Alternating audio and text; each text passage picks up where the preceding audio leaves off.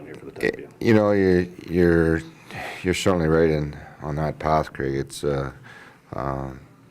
I guess, Meacher, it's a situation, you know, when you dissect all of it, and you had an opportunity to evaluate since November on, and kind of the direction that we want to go and we need to go, both just not in on the ice but off the ice too, and how we want to go do things, how we want to go about things. You know, there needed to be change, and you know, and with that, when you start implementing it, I just didn't think after you thought it through properly, and like I said, talking to Jeff and talking to our front office staff, people and staff, and with some players at the end of the season in our exit meetings, the right thing to do was to return as head coach. The team certainly had a strong record after you took over the coaching role in November. How much did that play in your decision moving forward? Well, you know, again, it's, you know, the most important thing is your culture. You know, and any coach or any personnel that comes inside the organization, they come to the culture. The culture doesn't go to him. And there's a certain way that we want this team playing.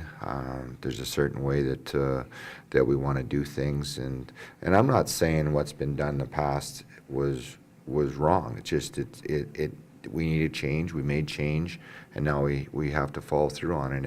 And that just doesn't happen overnight. It takes time. And you know, all our scouting staff's going to stay the same. But that being said, I've been very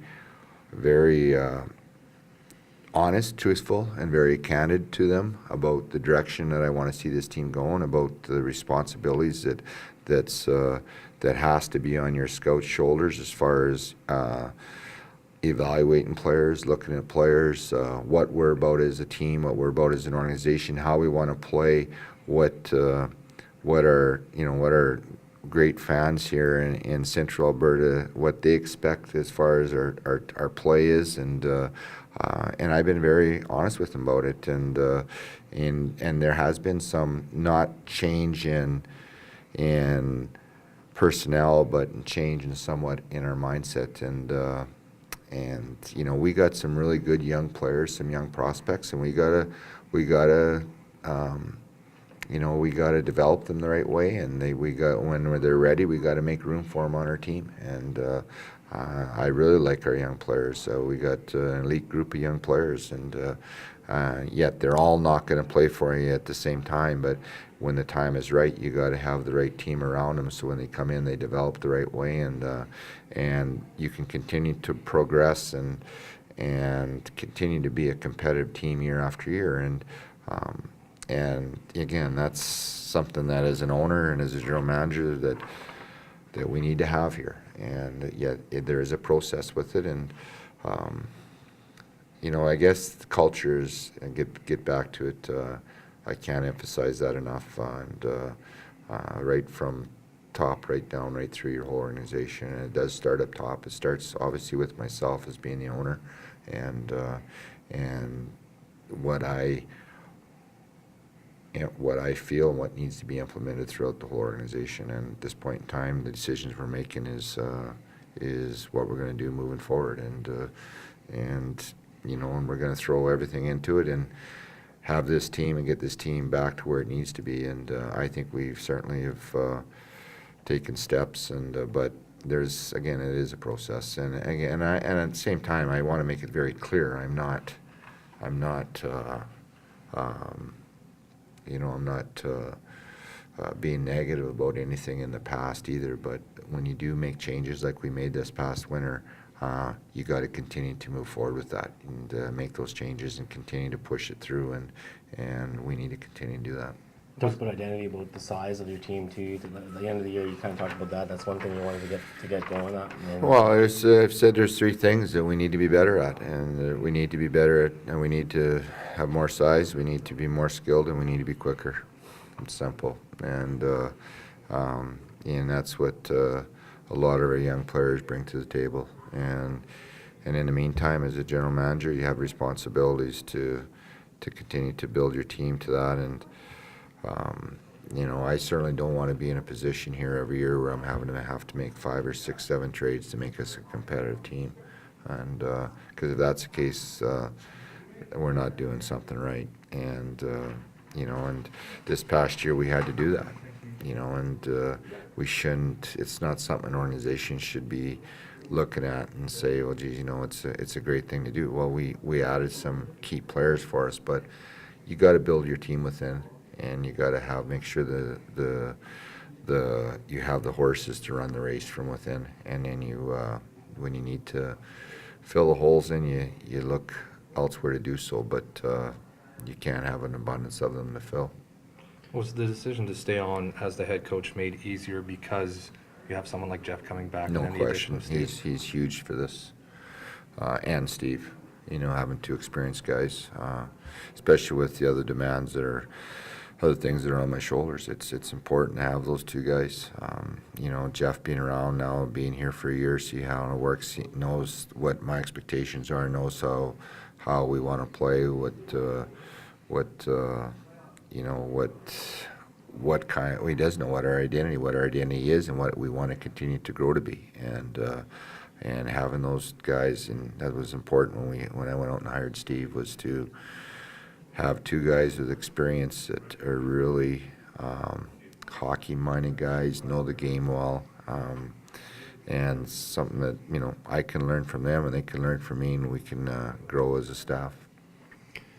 Just bouncing around with a few things here you talk about with scouting staff and wanting to rebuild the culture and that kind of thing. That obviously started with the Bantam draft earlier this month. Yeah. Very happy with what you were able to accomplish. Yeah, we were very happy. I thought last year's draft was outstanding too, and we have some elite level players there too. And then adding in the DeWitts and the Maharas, the Reeses. These kids are all good players, and it goes on.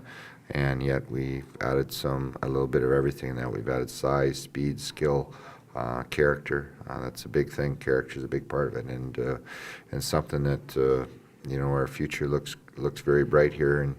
And yet again, it's about development and developing players, and they're all not going to be ready at the same time. But when they are, you gotta have room for them, because they're good hockey players, and yet.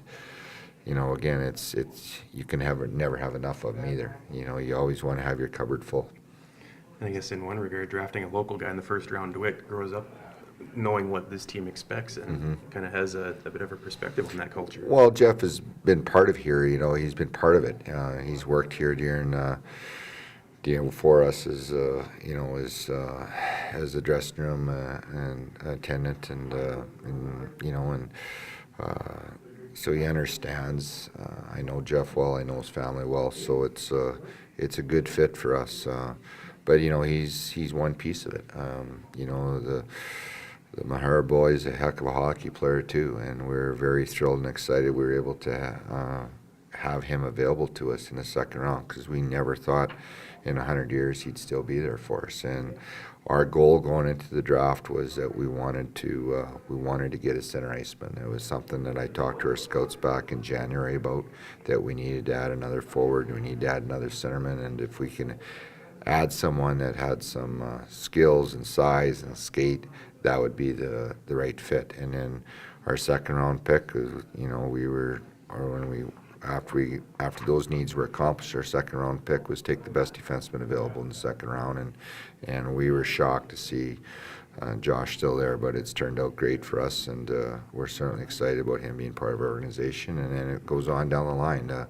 All the other kids are needs that we had discussions about, toughness, skate, character, work ethic, and all those guys were that we brought through the draft this past year, or we got through the draft this past year, fills all those needs. The question I have is, with Bartosak, I'm not sure what's going to status with him. Will there be will he be back next year? We don't know that. I don't know that. I won't know that till see what happens to the NHL draft, and then we'll see how it goes from there. It's not easy to find top goaltenders, but we do have a very good young goaltender in Taz Berman that we are going to develop to. And in the future, he will be our number one guy. That's why we drafted him in the second round. And And so we got to be patient with that and develop him the right way. It's kind of like a Cam Ward situation. At the right time, that's when we have to make room for him to be our starter. And yet, is it at 16 years of age? Probably not. But can he play games at this league and be a backup goaltender at 16? Yeah, he possibly can be. So it's who's going to be the guy that's going to be, or share the load or be the number one guy. A lot depends on Patty's situation and whether Pools can step up or some other player that we have on our list. There's a couple others that we've that have. We think are capable of doing it, but you never know. Goaltending is a key to your hockey team, and you have to have it. But in this era, in this, I guess at this level of play, it's just not an easy thing to find either. But you're hoping that someone can give you minutes, win you games, and at the same time we can develop a player like Taz Berman to eventually be our number one guy.